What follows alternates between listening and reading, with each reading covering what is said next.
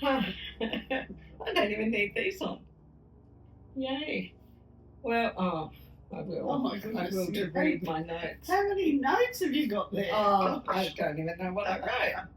I've got 1 page of notes, just for the record.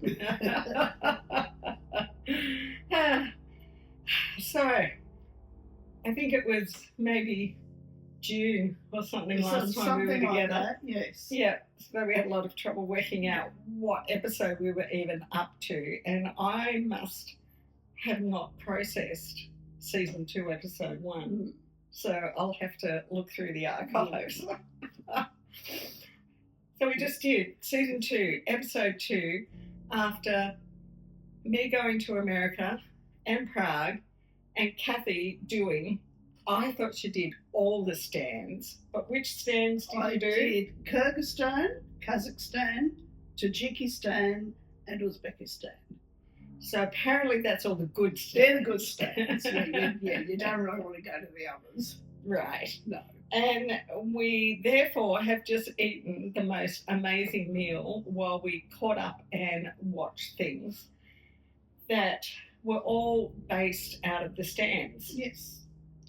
So what was that salad we had first? It was an eggplant and apple salad. Which was amazing. Because they have apples. There's just apples everywhere. They grow so many apples. Right. Eggplant, aubergine if you're British. Eggplant and apple with a pomegranate molasses dressing because they have lots of pomegranates as well.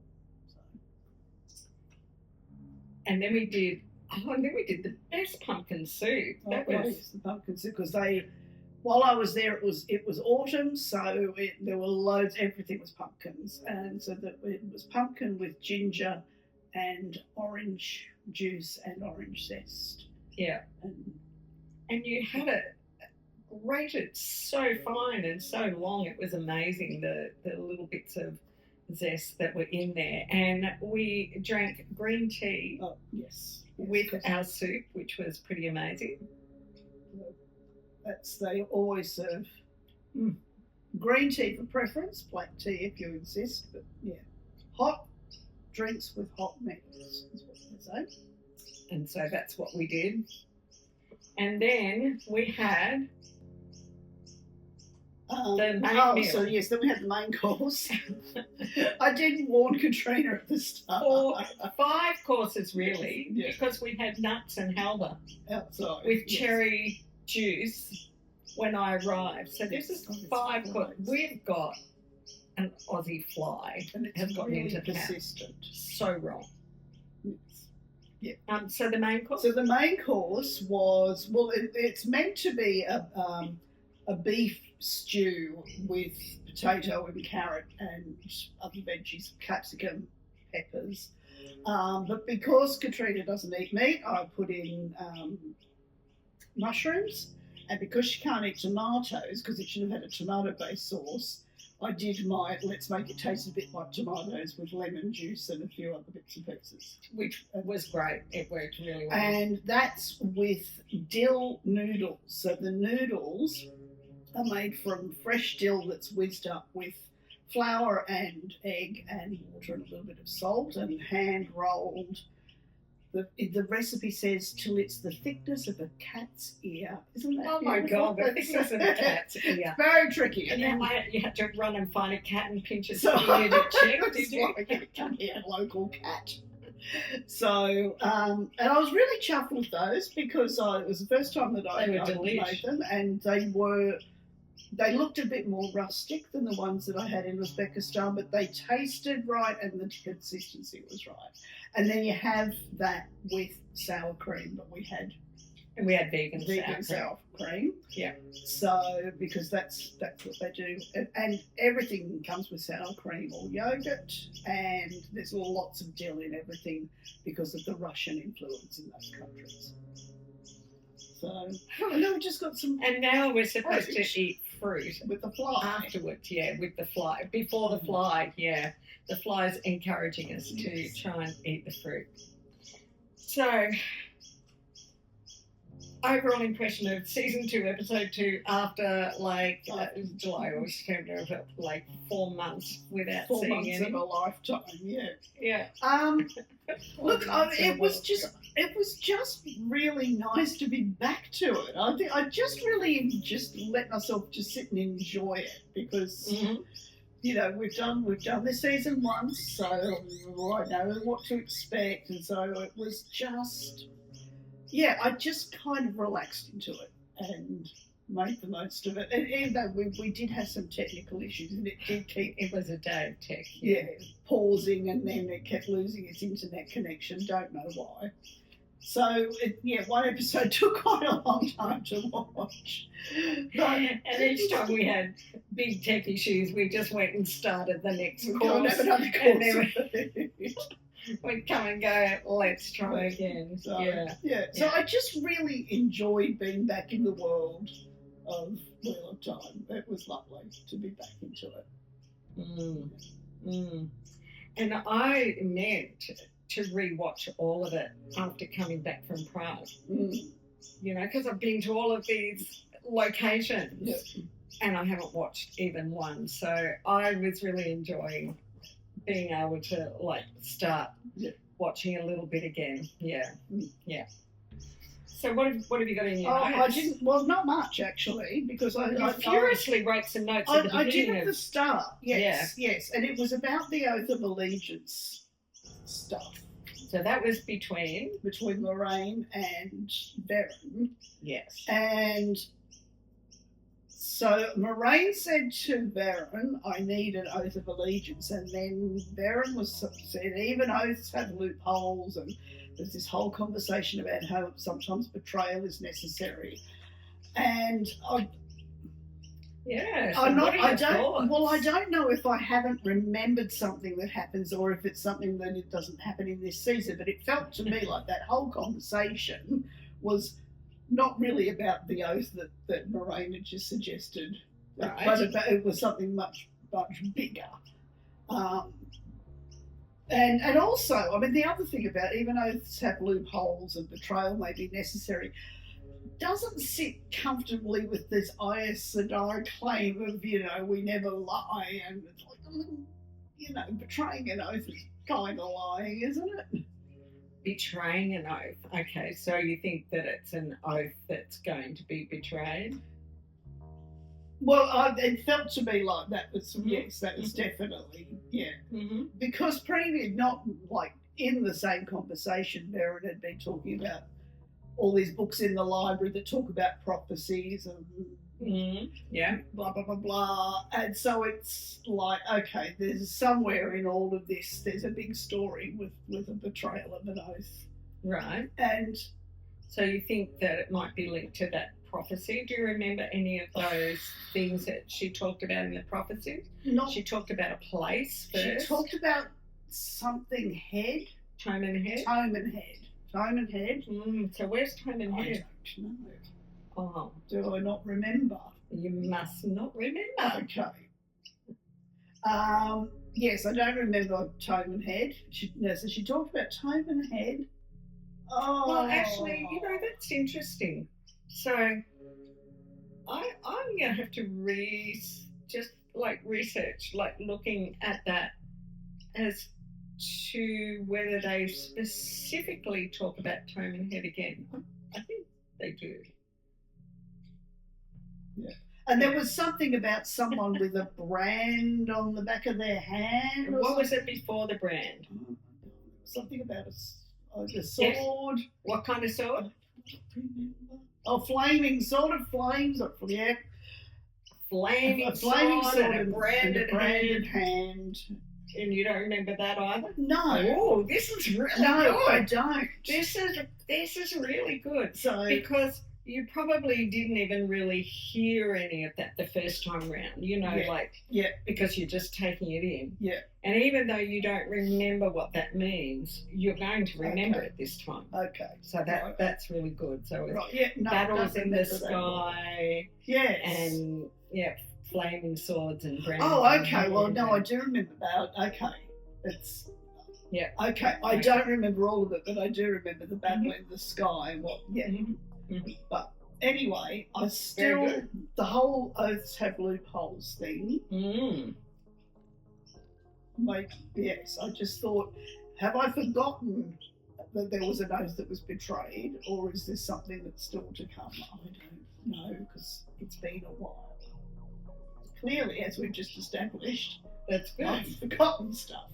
Yeah, and that's the thing too, is that you don't even know what you absorbed the first time around, because that first time around, you really end up with a feeling of what happened in the story, but not a lot of those details. And now you're starting to pick up the details, and it would be really good if we can get through this year. Yes. Because then season 3 will be coming, and re-watches are all on the cards again. So so that would be good. Yeah, but it's just, I mean, the whole thing with the oaths have loopholes, and you might, betrayals are sometimes necessary. It's like, there seems to be an awful lot of people that are required to make oaths in this world, and what's the point? Yeah, if there's always a loophole and you can just forget it anyway. Right. Yeah. So yeah.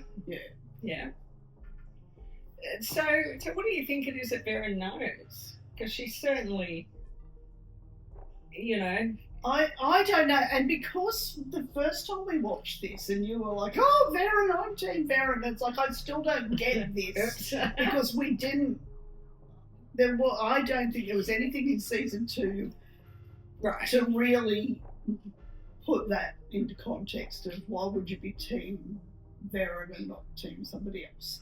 Yeah. So, because I mean it's a 15-book series. Yes. So I don't know. I don't.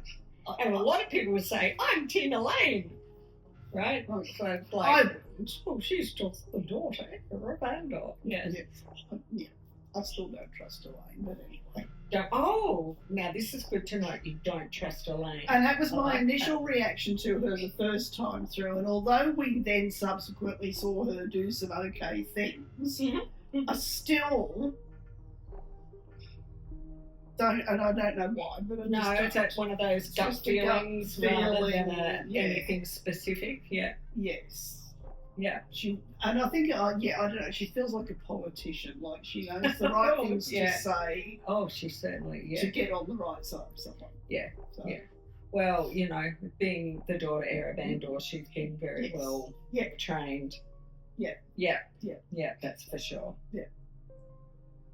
So that was all that I wrote down, because I then just... And that's 3 lines out of mine was just, noting that it was Moraine and Vera.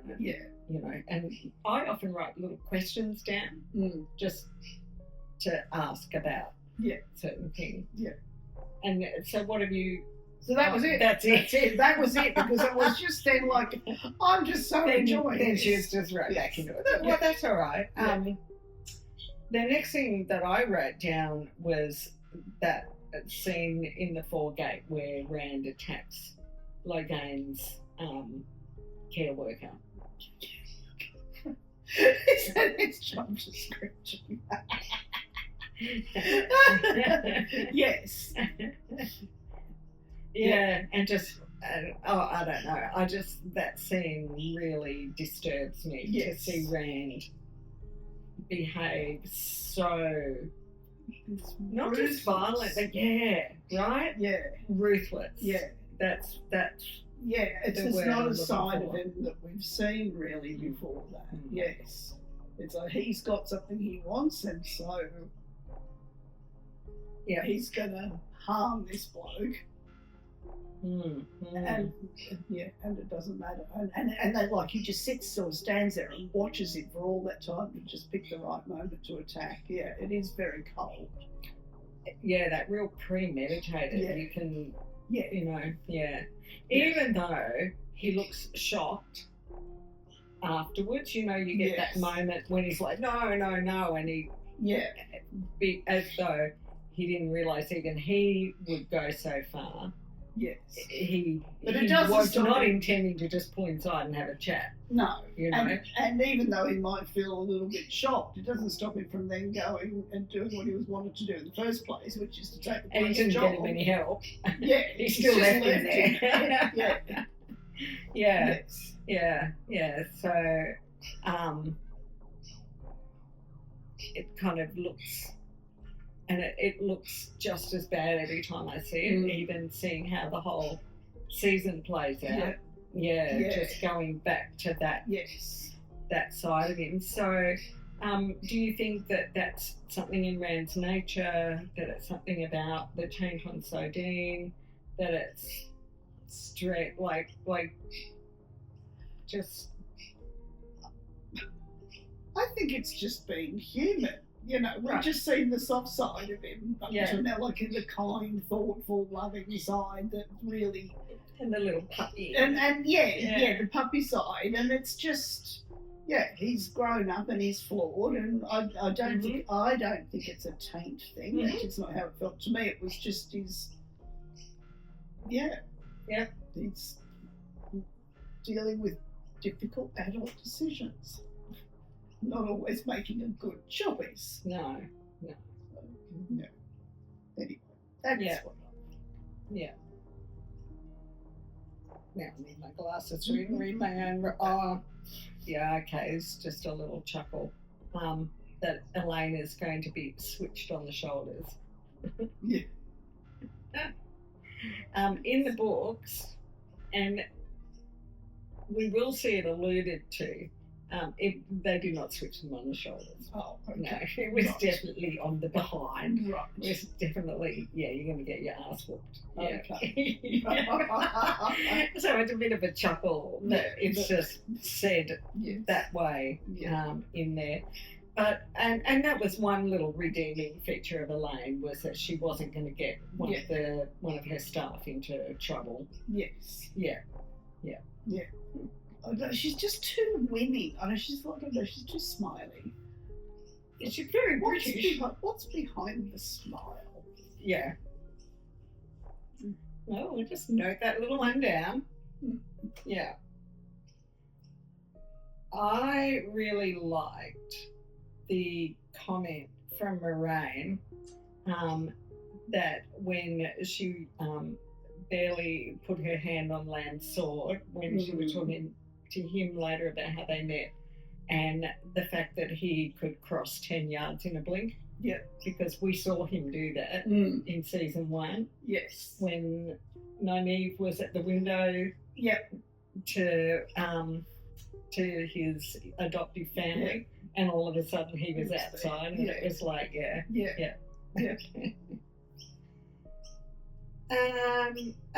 Okay, so I've got an interesting question that I don't necessarily have an answer to, but did you think at all, rewatching, about why the vision that Min had of Matt stabbing Rand was not exactly how it played out? Now that was interesting, because I was looking at that and I was... the thing that I noticed was that Rand had his season 2 haircut, not his season 1 haircut. So I thought this is something that's going to happen in the future. Interesting. Okay.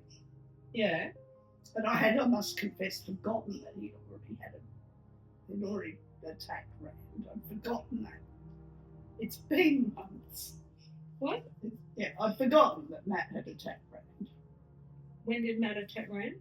Didn't he attack him in season 1? Did he? I can't remember. Where? I don't know. I can't remember. We have to start all over again. I can't remember. Rand had his season 2 haircut. He had his season 2 haircut in the vision. And we were in season 2. So I thought this is a future. This is something that's going to happen. This is a future vision. Right. Yes. But it didn't happen exactly the way it happens. Okay, so we need to get there then, because we'll just put that on hold. It's been a long time. Yes. Oh, this is good. Yeah. All right. we got to watch 2 episodes next time. We'll just sort the technology out. Yeah, well, yeah, and not catch up chattering on for ages and ages. All right, my last point was just to ask your thoughts about Moraine says to Lan just towards the end there that she could have Alana take his bond without that she could have Alana take his bond by force. So have you got any thoughts on any of that? I noticed that, which I'm pretty sure I didn't notice. Write it down. No, because thank God I write all these things down. Yeah. No, I did notice it, and I did think, I don't think I know how that could work. And right. Is it specifically Alana, or is it any IS? I don't know. I don't know. So you did notice it. I did notice it. It was a pretty interesting thing to say. I noticed it, and I don't remember noticing it the first time around. But yeah, very threatening. Yes. Thing to say. Yeah. So do you know much about how that whole thing works of a Aes Sedai bonding with a warder? I know that we learn more about it this season, but I can't. Again, I can't remember. So. No. So do you think it's common to take it by force? Well, I wouldn't have thought so. No. You would hope not. I would hope not, because it makes the whole thing a bit pointless to have this warder that's meant to look after you, but then another Aes Sedai can break the bond at will. Well, she's telling him that the bond is basically broken, isn't she? Because Lan was saying it was my fault, I didn't feel the fades coming, and she was like, you're useless and it's all your fault. And Yeah. But you would imagine, I mean, that's a really good point that you're making, you would imagine it shouldn't be terribly common for it not to be consensual if this person is going to be looking after you. Yeah. You know, because are they looking after you because of the fear of how bad it'll be for them if you die and they have to go through, you know, that horrible grief, or are they looking after you because it's a partnership? Yes. Yeah. But she didn't, so that's something. She didn't, yeah. True. Hooray! So I guess that means you're left now not real sure what's coming up, because so in my memory, like, I remembered the start of the season. I remember some of the big hitters at the end of the season. The middle bit, like, I remember what happens to Uno. I do remember that. Yeah, that's really awful. Not looking forward to that. Yeah. But yes, it's kind of a big amorphous blob of what happens over the next few episodes. Right. Yeah. Oh, that's good. It'll be almost like watching something new again then. Yes. Yeah. It always is for me. My memory can be so bad that I can watch something 2 years later and go, ooh, I wonder what happens. Yeah. Well, I did that the other day with the book. It was like, and I got a few pages in and I went, I've read these words before. Yeah, I hate it when I get like halfway through something before I realise, you know, I've seen this before. Yes. Well, my excuse is that my head is full of the stands because I learnt so much, so everything else has had to be pushed to one side in my brain. Yeah. That's my excuse, and I'm sticking to it. We've all got excuses. So is there anything else that happened that comes to mind? I don't think so. The thing with Nynaeve and Egwene, I mean, it just makes me so sad. It made me sad the first time round, and the fact that Nynaeve missed the start of the conversation where she said she's my best friend, and it's just you know, she just heard the awful stuff. Yeah. And that's so realistic, isn't it? To you know, hear something out of context.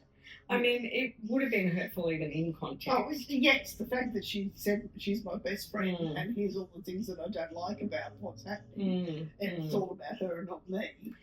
But even then, if she had heard Elaine, because that was one of the best lines from Elaine, you know, was jealousy does not become you. Or what did she say? I think does not look good on you or something? I think it was doesn't look good on you. Yeah.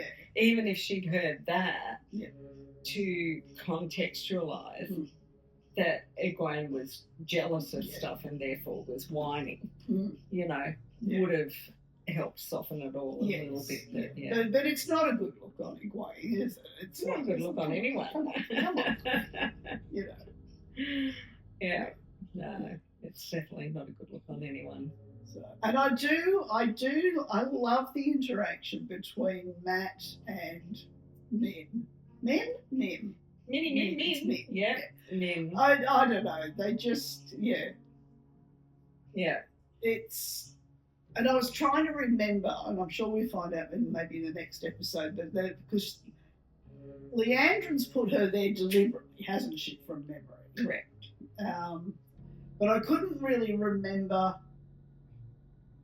I couldn't remember why. I know she had some kind of hold over Min or who's pulling the strings behind Leandrin to do that?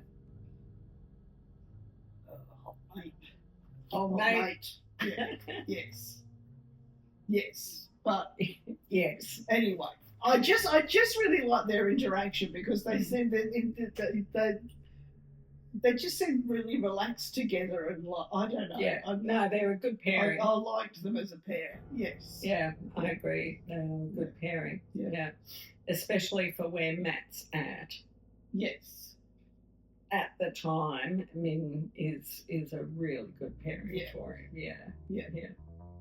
And Perrin, I think, fits well with the Shannarans, you know, because he's dealing with all of that stuff about violence.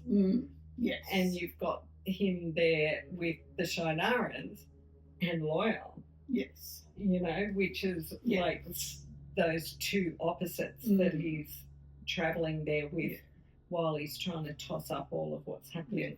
Yes. With him. So, and Rand, of course, is caught between Selene and Logain. Yes, and I'd forgotten about her. And as soon as I saw her, I thought, oh, yes, I remember you now. I know who you are. How could you ever forget Selene? Yes. All right, well, we will have to try and make a much closer date. Yes. We can't leave it months. We can't really 4 months between again, because even I can't remember. You know, it took us 10 minutes just to figure out what episode. So we shall return to it and hopefully get 2 episodes done next time around. Yes. So that we can jump towards that ending before the end of the year. Yes. Which would be so good, because then we have to do our special on like the religious hierarchies. Oh yes. Lots of people are getting excited. Waiting for that. Yes. Yeah. Well, thank you, and thank you for this delicious lunch. We haven't even touched a piece of fruit yet because we have eaten. I did warn. I warned. Yes. I warned Katrina that this is what happened at every meal that we had in Central Asia, because people are so hospitable and they put out so much food, and it's just amazing. And it's almost rude not to eat all of that food. Oh, they don't expect you to eat all of it. They really don't. It's like if the plates are all cleared, it means that they didn't give you enough food. Right. Exactly. Yeah, but they expect you to eat some. They want you to try. That's more what I meant. They do want you to try. Is that if you're putting out 5 courses and you only have a little bit of each course, you still. Yeah, and like I said, I didn't even put out the basket of bread that would normally come with it, because it's like, that's what we had every meal. We'd be going, oh, yum, salads and bread, and we'd be tucking into it, and then there'd be more courses. Yeah. Go to the stands. They're amazing. I mean, I'm kind of wishing I hadn't come home from Prague, but I'd just met Cathy somewhere and done the trip. Absolutely. Yeah. Oh. Yeah. Yeah. Just astonishing. And go to Prague. Go to Malkirikon. It is so much fun. Well, we will do this again soon. We will do it again soon. Yes.